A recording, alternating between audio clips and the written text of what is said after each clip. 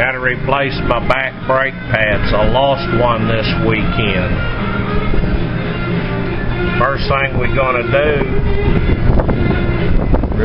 loosen this clamp, loosen this clamp, remove this screw, slide the exhaust off. Not too hard.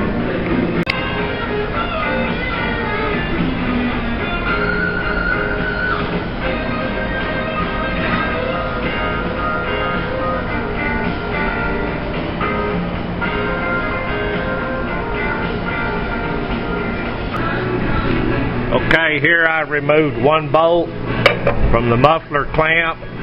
Just let it hang down out of the way, put my bolt back in there so I won't lose it. Next I'll be pulling the caliper off. After removing these two bolts, caliper slid right out. As you can see right here, this pad's completely gone on the bottom and this one just barely is there. These were some aftermarket shoes and they lasted about 8,000 miles. I'm going to put a set of ceramic pads on there.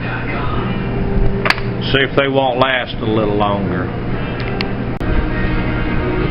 You have to remove this dust cover. That will expose these little Carter keys right here. These little pins, you pull them out. Pull these pins out of there to remove your pads. These are little bitty sockets. These are like 5.5. But we'll have to pull these pins out and these pins out. Then we'll pull the pads off. The little pin's not very big, but you see right there's a little hole that goes in and that just keeps that pin right there from sliding out.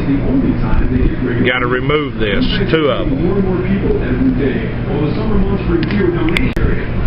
Now we just got to pull these little pins out. Whoa, there goes the spring.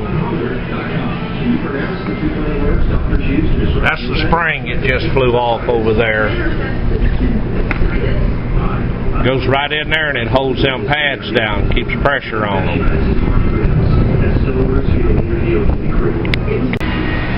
Okay, after sliding the new pads in there, putting our pins back in it, our little spring, we're ready to assemble it all back together, snap our cover on it, tighten it up, put it all back on. There's really not much to it. It's not a complete brake system. It's just to keep me going for a couple of 3,000–4,000 miles till I change the tires and all the brakes and a bunch of fluid and any other thing. It's just that easy. There you have it. It took about 20 minutes to swap out them pads.